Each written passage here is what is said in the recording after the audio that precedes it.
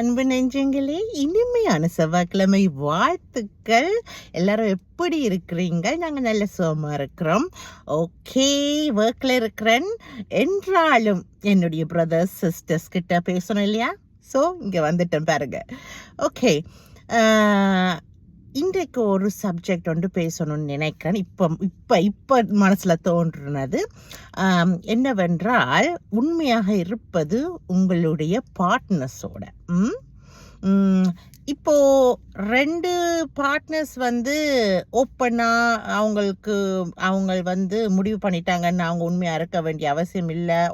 உண்மையாக இருந்து கொண்டும் வேறு ரிலேஷன்ஷிப்பில் போகலாம், வேறு மாதிரியான உறவுகளோடையும் கனெக்ஷன் வச்சிருக்கலாம்டா. அது அவங்களுடைய தனிப்பட்ட கருத்துக்கள். அதுக்கும் நான் இப்போ சொல்கிறதுக்கும் சம்பந்தம் இல்லை. ஆனால் நான் சொல்ல வர ஒரு விஷயம் என்னவென்றால், நாங்கள் ஒரு கமிட்டடான ரிலேஷன்ஷிப்பில் இருந்து கொண்டு நேர்மையாக ஒருத்தருக்கு இருக்கணும் என்று நினைத்து அதன் அடிப்படையில் அந்த உறவோடு எங்களுடைய பார்ட்னரோட இருக்கும் பட்சத்தில், நாங்கள் அந்த எண்ணத்தோட வாழ்கிற பட்சத்தில், ஒருத்தருக்கு ஒருத்தர் என்ற ரீதியில் வாழ்கிற பட்சத்தில் நான் சொல்கிற கருத்தை நீங்கள் ஏற்றுக்கொள்வீங்கன்னு நம்புகிறேன். நிஜமாகவும் உண்மையாகவும் நேர்மையாகவும் இருக்கிறது ஒரு பெரிய விஷயம் கிடையாது. நிறைய முறை சொல்லியிருக்கிறேன், இந்த உலகம் எப்போவுமே ஒன்றை விட ஒன்று பெட்டர் தான் தோணும். ஒரு ஆப்ஷனை விட இன்னொரு ஆப்ஷன் பெட்டராக தெரியும். அதுக்கேற்ற மாதிரி நிறைய எக்ஸ்போஷர் இந்த உலகத்தில் ஒவ்வொருத்தருக்கு பிடிச்ச விஷயங்கள் நிறைய இருக்கலாம். அதே மாதிரி பிடித்த மனிதர்களும் நிறைய நாங்கள் சந்திக்கலாம். அப்போ எதை தான் நாங்கள் முடிவு பண்ணுறது? ஒன்றை விட ஒன்று பெட்டராக இருக்கலாம், ஒரு மனிதரை விட இன்னொரு மனிதர் பெட்டராக இருக்கலாம், எங்களுடைய ஆசைகளுக்கு அளவில்லாமலும் இருக்கலாம். ஸோ மனசு பாய்றது மனிதருடைய இயல்பு தான், இல்லைன்று இல்லை. ஆனால் அந்த அலைப்பாய்றது உங்களுடைய கண்ட்ரோலில் நீங்கள் வைத்திருக்கணும். இயற்கையான விஷயம்தான். ஒரு அழகை பார்த்து ரசிக்கிறதோ, ஒருத்தருடைய குவாலிட்டியை பார்த்து ரசித்து அட்ராக்ட் ஆகிறதோ இயற்கையான விஷயம்தான் வாழ்க்கையில். நம்ம எல்லாருமே மனிதர்கள் தான். ஸோ இயற்கையான விஷயங்களை நாங்களும் அனுபவிக்கத்தான் வேணும். ஆனால் அங்கே ஒரு லிமிட் ஒன்றை நாங்கள் தான் போட வேண்டும். நான் சொல்லியிருக்கேன்னா, எங்களுடைய வாழ்க்கை எங்களுடைய வரமுறையில் தான் இருக்க வேண்டும். நாங்கள் தான் அதுக்கு கண்ட்ரோலாக பாஸாக இருக்கணும். அதை எங்களை கண்ட்ரோல் பண்ணக்கூடாது. எங்களுடைய எமோஷன், எங்களுடைய ஆசைகள் எங்களை கண்ட்ரோல் பண்ணாமல் நாங்கள் அதை கண்ட்ரோல் பண்ணுறதுக்கு நாங்கள் வழி நடத்தணும் எங்களுடைய உணர்ச்சிகளை. ஸோ ஒருத்தருக்கு ஒருத்தர் உண்மையாக இருக்கிறது பெரிய விஷயம் இல்லை. ஒருத்தரை நீங்கள் சூஸ் பண்ணி அவங்களோட வாழணும்னு நினைத்து அவர்களோட ஒரு திருமண பந்தத்திலையோ ஒரு கமிட்டட் ரிலேஷன்ஷிப்லேயோ நீங்கள் போயிருந்தீங்கன்னா நேர்மையாக இருங்க. அவங்களுக்கு நேர்மையாக இருங்க. அந்த நேர்மைக்கு பெரிய என்ன சொல்கிறது, பெரிய இழப்புகளை இழந்து தான் அந்த நேர்மையாக இருக்கணும்னு அவசியம் இல்லை.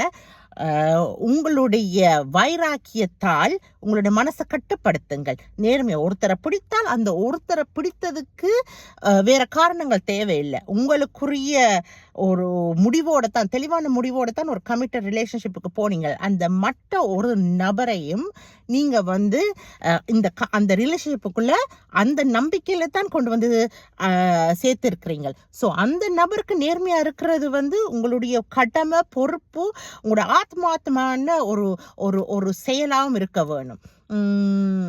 நான் சொன்ன மாதிரி ஒருத்தரை விட இன்னொருத்தங்க அமோகமாக தெரியலாம், அட்ராக்ட் ஆகலாம். ஆனால் நீங்கள் சூஸ் பண்ண ஒருத்தர், நீங்களா தெளிவாகத்தான் அந்த கமிட்டட் ரிலேஷன்ஷிப்புக்கு போனீங்க.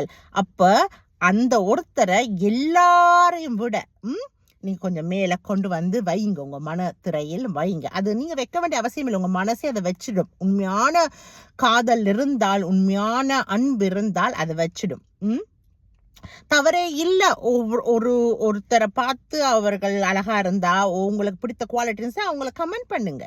That's not a problem. ஆனால் அவர்களோடு ஒரு ஒழுக்கமற்ற வாழ்க்கைக்குள்ள போறத தயவு செய்து அப்படி நினைக்காதீங்க. நிறைய பேர் நீங்க உங்க மனசு தடுமாற விடுறது ஒரு தெளிவில்லாததால தான். நிறைய பேர் கமிட்டடா அழகாவும் வாழ்றாங்க. நான் சொல்றது, சில பேர் அந்த சில பேர்ல நிறைய பேருடைய ப்ராப்ளம் என்னன்னா மனசு அலைய விடுறது. அந்த அலைய விடுறத வந்து கண்ட்ரோல்ல வச்சுக்கொள்ளுங்க. மனுஷ வாழ்க்கையில வந்து என்ன இருக்குது? உடல் சுகம் இருக்குது. அந்த உடல் சுகத்தை வந்து உங்களால வந்து உங்களுக்கு இன்னொருத்தங்களை ஏமாத்தி இன்னொருத்தங்களோட அதை அனுபவிக்கணும் என்று நினைக்கிறீங்களேன்னா அந்த உடல் சுகத்துல வந்து உங்களுக்கு அந்த இரண்டோ ஒருத்தரை ஏமாத்தி இன்னொருத்தரை அனுபவிக்கணும்னு நினைக்கிறீங்க. அந்த அந்த உடல் சுகம் வந்து அந்த ஏமாத்தி அனுபவிக்கிற பட்சத்துல வந்து அது உங்களுக்கு வந்து ஒரு ஒரு சந்தோஷத்தை கொடுக்குமா, ஒரு ஒரு ஒரு ஒரு திருப்தியை கொடுக்குமா? இன்னொருத்தரை தான் நீங்க இன்னும் இன்னும் இன்னும் இன்னொருத்தங்களை தான் தேடி போவீங்க.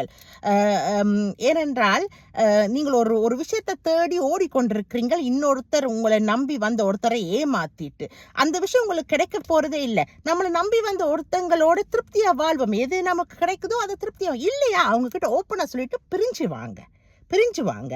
ஆனா அவங்களோடையும் இருந்து கொண்டு அவங்க கிட்ட சில நேரத்துல அவங்களோட இருந்து கொண்டு சில பல காரணத்தால அவங்க கிட்டையும் சில பெனிஃபிட்டை எடுத்துக்கொண்டு இன்னொரு பக்கத்துல அவங்களுக்கு துரோகங்களை விளைவிக்காதீங்க.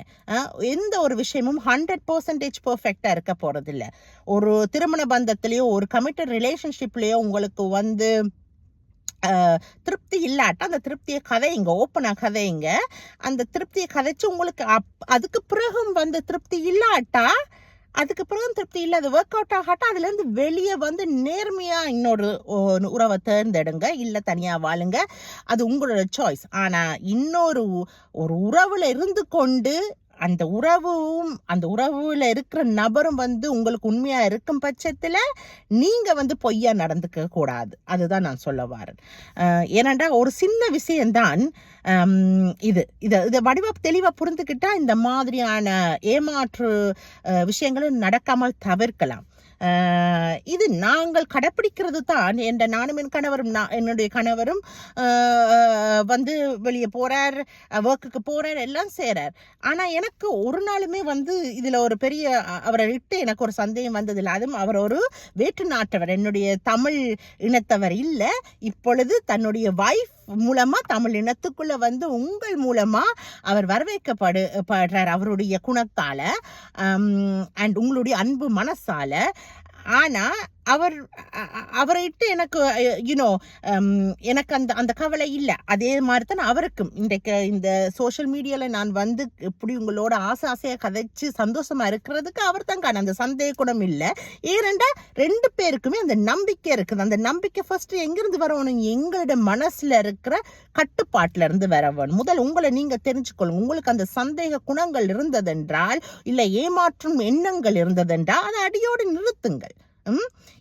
எதுவுமே வந்து நீங்க தேடி போற எதுவுமே வந்து உங்களுக்கு 100% கிடைக்காது. ஸோ இருக்கிறத வச்சு சந்தோஷமா வாழ பாருங்க. இருக்கிற விஷயங்களை சந்தோஷமா இது பண்ணுங்க. உடல் சுகங்கள் எல்லாமே வந்து ஒரு கொஞ்சம் நிமிடத்துல அது முடிஞ்சு போயிடும். அது வாழ்க்கைக்கு நிரந்தரம் இல்லை. ஆனா அது முக்கியம் இல்லைன்னு நான் சொல்ல வரவில்லை, அது முக்கியம். ஆனால் உங்களுக்கு ஒருத்தர் மேல அந்த திருப்தி வரவில்லை என்றால் அவங்களோட ஓப்பனா கம்யூனிகேட் பண்ணுங்க. உங்களால முடிஞ்சா 2 பேரும் சேர்ந்து அதுக்கு சொல்யூஷன் எடுங்க. இல்லையா உங்களால அப்படி முடியல ஆட்டால் அந்த ரிலேஷன்ஷிப்ல இருந்து வெளியே வாங்க. இல்ல அவங்களுக்கு அதை சொல்லுங்க, நீங்களே ஏமாத்த போறீங்களேன்னு சொல்லிட்டு செய்யுங்க. அது உங்களுடைய ஹானஸ்டியை காட்டலாம். ஆனா அதை விட்டுட்டு ஏமாத்தி கொண்டு இன்னொருத்தரை வந்து ஒரு ரிலேஷன்ஷிப்புக்குள்ள கூட்டிட்டு வந்தது பிறகு ஏமாத்தி கொண்டே ஓடிக்கொண்டே போய் மறைமுகமா விஷயங்களை செய்யறது வந்து உங்களை நீங்களே வந்து கீழே இறக்குறதுக்கு, அப்புறம் உங்களோட பார்ட்னர்ஸையும் கீழே இறக்குறதுக்குரிய அடையாளங்கள் வேண்டாம். உலகம் எவ்வளவோ வந்து ஃபாஸ்டா ஓடிக்கொண்டே இருக்குது. நிறைய ஒன்றை விட ஒன்று புதுசா வந்து கொண்டே இருக்குது. மனிதர்களும் அப்படித்தான். ஆனால் மனசுக்கு எல்லை உண்டு. மனசை கட்டுப்படுத்துங்க. மனசுக்கு எல்லை இல்லைன்னு இல்லை, மனசுக்கும் எல்லை உண்டு. அந்த மனசை தாவ விடாதீங்க. தாவி ஒவ்வொரு இடங்களுக்கு போக விடாதீங்க. அப்படி என்றால் உங்களுக்கு சில திருப்திகள் உங்களுடைய பார்ட்னர் மூட கிடைக்காட்ட கூட நீங்கள் இருக்கிற அந்த நேர்மையால அவங்க உங்களுக்காக என்ன வேணுமென்றாலும் செய்வாங்க, அவங்களால முடிந்த வரைக்கும். அந்த அன்பு போதாதா? உடல் சுகம் முக்கியம்தான், இல்லைன்னு சொல்ல வரவில்லை. ஆனால் அன்பு அதை விட முக்கியம். நாளைக்கு இந்த உடம்பு, இந்த அழகு, எங்களுடைய ஹோமோன் சுரக்கிற விஷயங்கள் எல்லாம் இல்லாம போனதுக்கு பிறகு நம்மளை கடைசி காலத்துல அன்பா பாக்குறதுக்குரிய ஒரே ஒரு விஷயம் அன்பு மட்டும்தான். அது மட்டும்தான். அதை நீங்க புரிஞ்சு கொள்ளுங்க. எல்லாத்தையும் விட அன்பும் பண்பும் நேர்மையான ஒரு மனிதர் கூட வாழ்றது தான் சரியான மாதிரி என்னை பொறுத்த வரைக்கும். அண்ட் எனக்கு தெரியும் என்னுடைய தம்பி தங்கைகள் அக்கா அண்ணாக்கள் ஆமோதிப்பீங்கள் என்று. சரியான விதம் மனிதர்களுடைய குணங்கள் சரியா இருக்கணும். அந்த குணங்களுடைய மனிதர்களை தங்கமா பேணி காக்க வேணும், அவர்களுக்கு துரோகம் வர வைக்க கூடாது என்று நான் நினைக்கிறேன். என்னுடைய கணவருடைய எண்ணங்களும் இதுதான். எங்களுடைய வாழ்க்கையில நாங்கள் ஒத்து போறதுக்கு காரணங்கள் வேற மதம், வேற மொழி, வேற வேற்று கம்ப்ளீட்டான லைஃப் ஸ்டைல் டிஃப்ரெண்டா இருந்தாலும் நானும் அவரும் ஒன்றிணைந்து இவ்வளவு மனம் ஒத்து வாழ்றதுக்கு இது ஒன்றுதான் காரணம். என்ன? நம்பிக்கை, புரிந்துணர்வு, அன்பு. இதெல்லாம் கம்பினேஷனா ஒன்றா இருக்கிற ஒரு விஷயம். இது நாங்க மட்டும் இல்லை, உங்களை மாதிரி நிறைய ஃபாலோவர்ஸும் இது இப்படி வாழ்றீங்க. நாங்கள் இதுல திரைக்கு முன்னுக்கு வந்து காட்டுறோம், நீங்க திரைக்கு பின்னுக்கு இருந்து வாழ்றீங்க. உங்களெல்லாம் எடுத்துக்காட்டா தான் நாங்கள் இன்னும் கத்துக்கொண்டு வாழ்றோம். Okay, alright. Have a lovely day my tears. And உங்களுடைய அன்பு, பாசம், கமெண்ட்ஸ் எல்லாம் வந்து சேர்ந்தடைகிறது. திரும்பவும் சொல்றேன், நன்றி. Thank you so much. Blessed day. Okay, take care.